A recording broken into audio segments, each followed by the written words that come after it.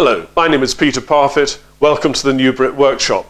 Well, I've taken delivery today of my brand new Parf Dogs being made under the Veritas name by Lee Valley.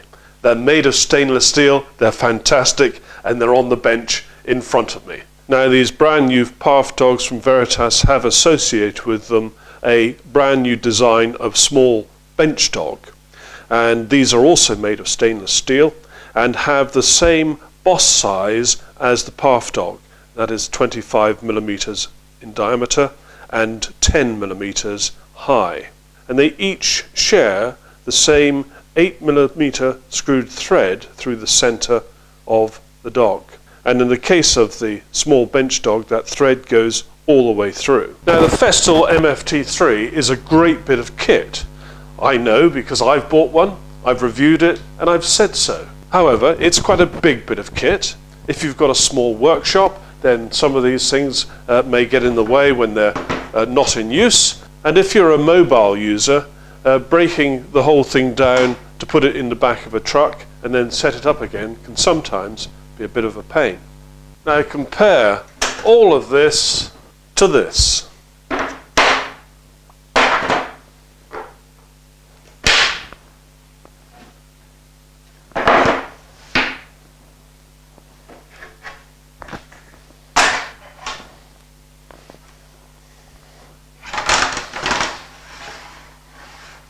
Or this.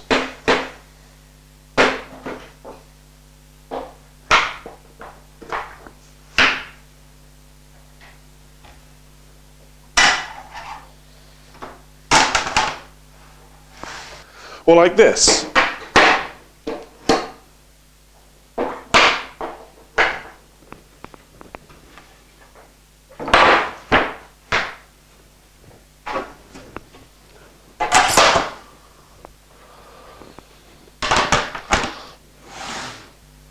Using these Parf Dogs on the MFT3 for 90 degree and 45 degree cuts is pretty easy, and you're going to get repeatable, accurate cuts time and time again.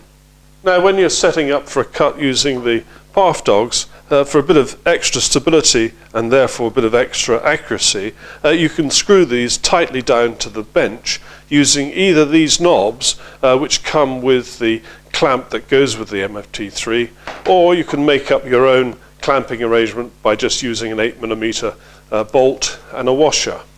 And in fact, Lee Valley sell knobs like this for, I think it's about $1.50. And you just screw them up from underneath.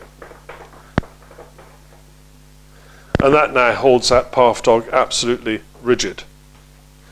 And that's the other one done, so that's nice and solid now. Now I'm set up for a cut. I've got the Parf Dogs in and they're secured from underneath, and I've got one of the small dogs that accompany the Parf Dogs there. So my piece of wood has the reference edge marked in red, so you can see it up here, and it's pushed up against there. I'm now going to put my rail in place up against the Parf Dogs here. I'm going to place my saw on the guide rail, and then I'm going to do a cut.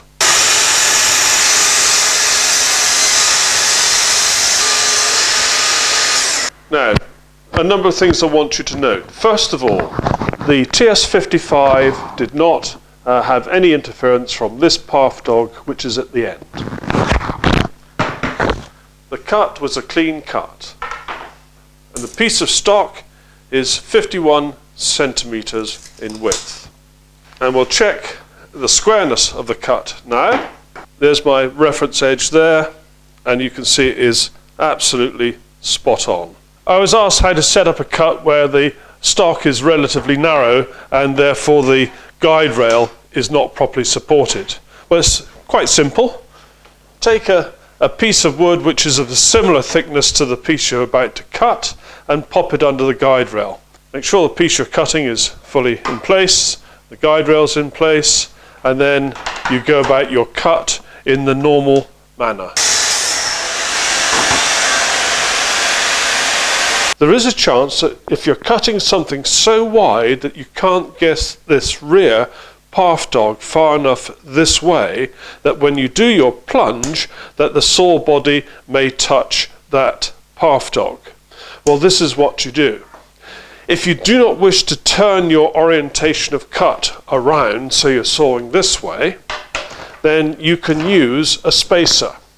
You just move that over, make up a spacer which is parallel, and I keep this one all the time just in case, and then you set up your cut like so, and that way there is no way that your saw body can touch that Parf Dog. So you're at a job site and the boss says to you, right, you've got to cut 50 sheets of flooring and they've got to be nice and square, and you've got no MFT3 to help you. What are you going to do? Well, it's dead easy. You're going to take a piece of ordinary MDF, chipboard, whatever it might be, and you're going to drill 4 20mm holes in it. And they've got to be set up really nice and accurately. And the key thing is you've got to find some means of making sure it's going to be square. I've already checked this sheet and that corner there is dead square. So I'm going to use this edge and that top edge as my reference.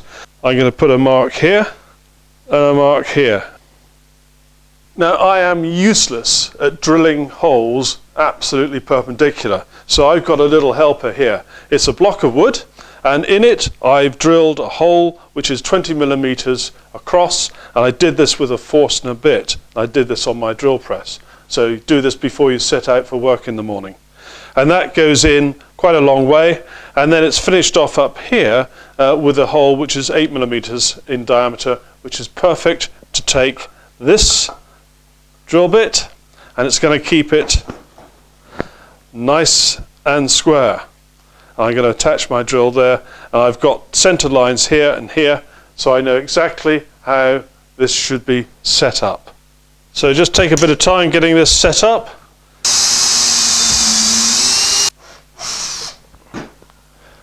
And now I have a perfect hole cut at a right angle, and it's in the exact right place. And when you've finished the cut, just disconnect the drill from the bit and push like so, and there we go. And you'll see that all of the waste material has found plenty of space up behind the drill bit, and it doesn't clog, and it makes an absolute perfect hole. So all you've got to do now is take out your Parf Dogs, put them in place, and I'll put one of the smaller dogs that go with the Parf Dogs there. And so there's my piece of wood I'm about to cut. It's pushed up against the dogs up there, and the guide rail is nice and securely against the Parf Dogs here. So I'm ready to do my cut. So you arrive at work for the next day, and oh, you've left your guide rail at home. What are you going to do? Well, it's dead easy. Find yourself a straight edge. Doesn't need to be anything very special, as long as it's straight and obviously sufficiently good for the task. You do need to have this guide rail secured in place, and the reason for that is dead simple. It does not have the anti-slip rubbery stuff underneath, and so it needs a bit of a help. So you've got a guide rail in place. You need to measure from the edge of your saw to where the saw blade is, and make an allowance when you position that guide rail, and then you just do another cut. Don't forget, your depth of cut with a TS55 is going to be the depth you actually want. You don't need to make the allowance for the guide rail. And away you go. Right, that's fine. Now you know, have another bad day. Not only do you leave your MFT3 at home and your guide rail, but you also leave your saw. What do you do? Well, find yourself a straight edge again, go round the job site, find another carpenter and borrow any old circular saw from him. Doesn't matter what it is, as long as it's going to be one which is going to be safe and adequate for the job. Again, you need to measure to where the saw blade will cut when you set your cuts up, and away you go, time and time again. No problem at all. Just don't forget your sandwiches. Now, getting set up for repetitive cuts is very important, particularly if you've got a lot of them to do.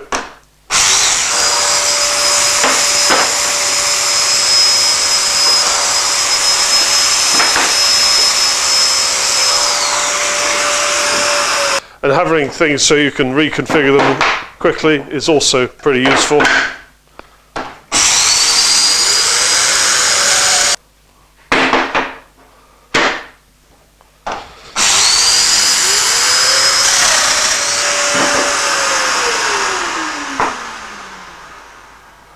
So there we go, simple little gadget, and they just take a couple of minutes to make.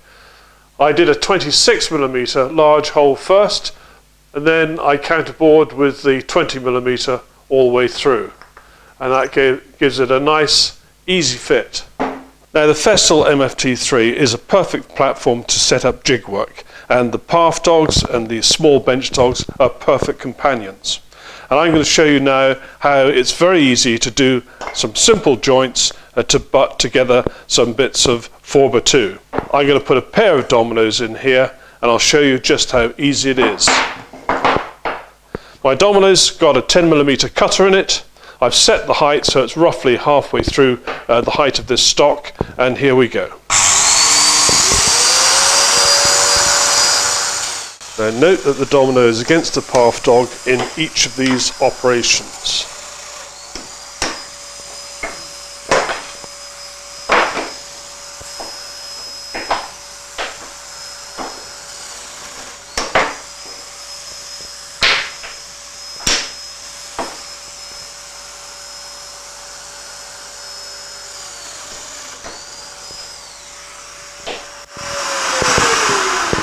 That's it. Those joints are done. Put in a couple of dominoes, just like this. And these are just little short ones I've made up, especially for this demonstration. And there we go. Easy. Right, the final thing I'm going to show you is how to do some basic trammel work. Now, what I've got set up on the MFT3 is a Parf Dog, which has been screwed in from underneath, so it's secured at this end. And I've got some of the small bench dogs, 3 of them, 2 there and 1 there, which are helping to keep my piece of wood in the right place.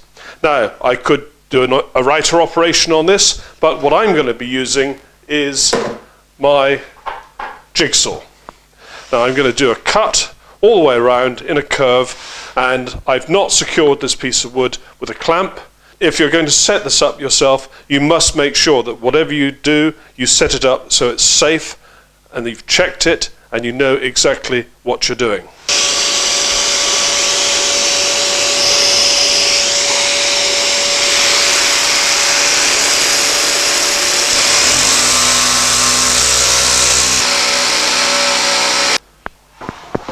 And there we have a perfect curve in this piece of wood. Well, I've done my best in this short video to introduce you to the capabilities of the Parf Dogs and the associated small bench dogs from Lee Valley. I'm really proud that my design has got the Veritas seal of approval. It's a big thing for me, I can assure you. You've seen how the Parf Dogs can be used for cutting on the MFT3, cutting without the MFT3, doing trammel work, helping you with your jigs to do various bits of jointing and so on. And I'm sure you're going to find many, many more ways that the Parf Dog and the associated small bench dog can be used to help you. Thank you very much for watching. Take care. Bye-bye.